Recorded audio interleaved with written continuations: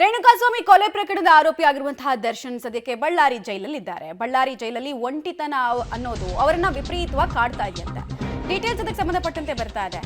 ಜೈಲಲ್ಲಿ ತಾಯಿಯನ್ನು ನೆನಪು ಮಾಡ್ಕೊಂಡಿದ್ದಾರೆ ದರ್ಶನ್. ಕಳೆದ ವಾರವೇ ನೋಡೋದಕ್ಕೆ ಜೈಲಿಗೆ ತಾಯಿ ಬರಬೇಕಾಗಿತ್ತು. ತಾಯಿಯ ಪ್ರೀತಿ ಬಗ್ಗೆ ಜೈಲಧಿಕಾರಿಗಳ ಬಳಿ ಹೇಳ್ಕೊಂಡಿದ್ದಾರಂತೆ ದರ್ಶನ್. ಜೈಲಲ್ಲಿ ನನ್ನನ್ನು ನೋಡಿ ತಾಯಿ ಎಷ್ಟು ನೊಂದಿರ್ಬೇಕು, ಏನ್ ಅನ್ಸಿರ್ಬೇಕು ಅವ್ರಿಗೆ ಅಂತೆಲ್ಲ ಈಗ ಪಶ್ಚಾತ್ತಾಪದ ನುಡಿಗಳನ್ನ ಆಡ್ತಾ ಇದ್ದಾರೆ ಅನ್ನೋದು ಮಾಹಿತಿ. ತಾಯಿಯನ್ನ ನೆನಪು ಮಾಡಿಕೊಂಡು ಇದೇ ವೇಳೆ ಭಾವುಕರು ಕೂಡ ಆಗಿದ್ದಾರೆ. ಪರಪನಗ್ರಹಾರದಲ್ಲಿರಬೇಕಾದ್ರೆ ದರ್ಶನ್ ತಾಯಿಯವರು ಬಂದಿದ್ರು, ಬಟ್ ಬಳ್ಳಾರಿ ಜೈಲಿನಲ್ಲಿ ಇಲ್ಲಿ ತನಕ ಅವರು ಬಂದಿಲ್ಲ. ಬರುವಂತಹ ನಿರೀಕ್ಷೆ ಎಕ್ಸ್ಪೆಕ್ಟೇಷನ್ ಇತ್ತು, ಬಟ್ ಅದು ಹುಸಿಯಾಯಿತು. ಅದಾದ ಬೆನ್ನಲ್ಲೇ ದರ್ಶನ್ ಅವರಿಗೆ ರಿಯಲೈಸೇಷನ್, ಪಶ್ಚಾತ್ತಾಪ ಎಲ್ಲ ತಾಯಿ ವಿಚಾರದಲ್ಲಿ ಆಗ್ತಾ ಇದೆಯಂತೆ. ಮತ್ತೆ ತುಂಬಾ ವರ್ಷಗಳ ಕಾಲ ಪರ್ಸನಲ್ ವಿಚಾರವೊಂದಕ್ಕೆ ತಾಯಿ ಹಾಗೂ ಮಗ ಮುನಿಸ್ಕೊಂಡಿದ್ರು ಅಂತ ಕೂಡ ಹೇಳಲಾಗ್ತದೆ. ಬಟ್ ಸಂಕಷ್ಟದಲ್ಲಿ ಮಗ ಇದ್ದಾಗ ಅವ್ರನ್ನ ಬಂದು ನೋಡ್ತಾ ಇದ್ದಾರೆ ಮತ್ತು ಧೈರ್ಯ ಹೇಳುವಂತಹ ಕೆಲಸವನ್ನು ಪರಪನಗ್ರಹಾರದಲ್ಲಿ ಮಾಡ್ತಾ ಇದ್ರು. ಆದರೆ ಬಳ್ಳಾರಿ ಜೈಲಿಗೆ ಬಂದಿಲ್ಲ. ಡೀಟೇಲ್ಸ್ ಕೊಡ್ತಾರೆ ಅಮರೇಶ್. ಎಲ್ಲವೂ ಇದ್ದಾಗ ತನ್ನವರಂತೆ ನಟಿಸಿದವರು ಯಾರು, ಏನೂ ಇಲ್ಲದೆ ಇದ್ದಾಗ ತನ್ನವರು ಯಾರು ಅನ್ನೋದು ಪ್ರಾಬಬ್ಲಿ ಈಗ ರಿಯಲೈಸೇಷನ್ ಆಗ್ತಾ ಇದೆ ಅಂತ ಅನಿಸುತ್ತೆ ಕೊಲೆ ಆರೋಪಿ ದರ್ಶನ್ಗೆ. ಖಂಡಿತ ಮಮತಾ, ಬಳ್ಳಾರಿ ಸೆಂಟ್ರಲ್ ಜೈಲಿಗೆ ಬಂದು ಇವತ್ತಿಗೆ 19 ದಿನಗಳಾಯಿತು. ಆದರೆ 3 ಬಾರಿ ಅವರ ಪತ್ನಿ ವಿಜಯಲಕ್ಷ್ಮಿ ಮತ್ತು ಅವರ ಸಹೋದರ ದಿನಕರ್ ತೂಗ್ದೀಪ್ ಅವರು 2 ಬಾರಿ ಬಳ್ಳಾರಿ ಸೆಂಟ್ರಲ್ ಜೈಲಿಗೆ ಬಂದು ದರ್ಶನ್ ಅವರ ಆರೋಗ್ಯವನ್ನು ಕೂಡ ವಿಚಾರಿಸಿದ್ದಾರೆ. ಮತ್ತೊಂದು ಕಡೆಗೆ ಅವರಿಗೆ ಬೇಕಾಗಿರುವಂಥ ಒಂದಿಷ್ಟು ವಸ್ತುಗಳನ್ನು ಸಹಿತ ಕೊಟ್ಟೋಗಿದ್ದಾರೆ. ಆದರೆ ಕಳೆದ ವಾರವಷ್ಟೇ ಅವರ ತಾಯಿ ಮೀನಾ ತೂಗ್ದೀಪ್ ಅವರು ಬರಬೇಕಾಗಿತ್ತು, ಕಾರಣಾಂತರಗಳಿಂದ ಬರಲಿಕ್ಕೆ ಸಾಧ್ಯ ಆಗಿರಲಿಲ್ಲ. ಮತ್ತೊಂದು ಕಡೆಗೆ ಇದೀಗ ಕೊಲೆ ಆರೋಪಿ ದರ್ಶನ್ ಅವರು ಬಳ್ಳಾರಿ ಸೆಂಟ್ರಲ್ ಜೈಲಿನಲ್ಲಿ ತಾಯಿಯನ್ನ ಕನ್ವರ್ಸ್ತಾ ಇದ್ದಾರೆ.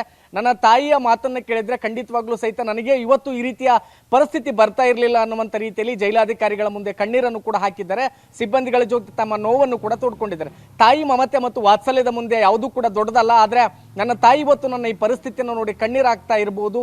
ನನ್ನ ತಾಯಿಯ ಮಾತನ್ನ ಕೇಳಿದ್ರೆ ಖಂಡಿತವಾಗ್ಲೂ ಸಹಿತ ನನಗೆ ಇವತ್ತು ಈ ರೀತಿಯ ಪರಿಸ್ಥಿತಿ ಬರ್ತಾ ಇರಲಿಲ್ಲ ಅನ್ನುವಂಥ ರೀತಿಯಲ್ಲಿ ಜೈಲಿನ ಸಿಬ್ಬಂದಿಗಳ ಮುಂದೆ ಪದೇ ರೀತಿಯ ನೋವನ್ನು ತೋಡ್ಕೊಳ್ತಾ ಇದ್ದಾರೆ. ಮತ್ತೊಂದು ಕಡೆಗೆ ಒಂಟಿತನವನ್ನ ಕಳೆಯೋದಕ್ಕೋಸ್ಕರ ಇದೀಗ ಒಂದಿಷ್ಟು ಎಮೋಷನಲ್ ಸಾಂಗ್ಗಳನ್ನು ಕೂಡ ತಾವಿರ್ತಕ್ಕಂಥ ಸೆಲ್ನಲ್ಲೇ ಆಡ್ತಾರೆ ಅನ್ನುವಂಥ ಮಾಹಿತಿ ಕೂಡ ಸಿಕ್ಕಿದೆ. ಯಾಕಂದ್ರೆ ಮೀನಾ ತೂಗ್ದೀಪ್ ಅವರು ಕಳೆದ ವಾರ ಬರಬೇಕಾಗಿತ್ತು, ಆದರೆ ಬಂದಿರಲಿಲ್ಲ. ಇದೀಗ ತಾಯಿಯ ಬರುವಿಕೆಗಾಗಿ ದರ್ಶನ್ ಬಳ್ಳಾರಿ ಸೆಂಟ್ರಲ್ ಜೈಲಿನಲ್ಲಿ ಕಾಯ್ತಾ ಇದ್ದಾರೆ.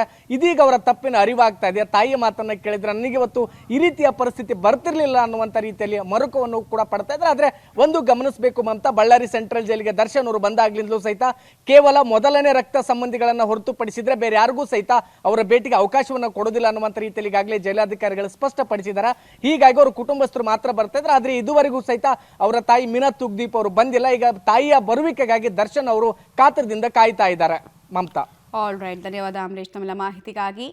ತಾಯಿ ಬರಬೇಕು ಅಂತ ಹೇಳಿ ಕೇಳ್ತಾ ಇದ್ದಾರೆ, ಬಯಸ್ತಾ ಇದ್ದಾರಂತೆ. ಪತ್ನಿ ಹತ್ರ ಕೂಡ ಕೇಳ್ಕೊಂಡಿದ್ದಾರೆ.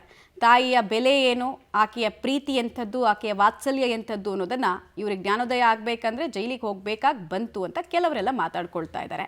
ಬಟ್ ನಾನಾಗಲೇ ಹೇಳಿದ ಹಾಗೆ ತನ್ನವರು ಯಾರು, ತನ್ನವರಂತೆ ನಟಿಸಿದವರು ಯಾರು ಅನ್ನೋದು ಪ್ರಾಬಬ್ಲಿ ದರ್ಶನ್ಗೆ ಈಗಾಗಲೇ ರಿಯಲೈಸ್ ಆಗಿದೆ ಅಂತ ಅಂದ್ಕೊಳ್ತೀವಿ.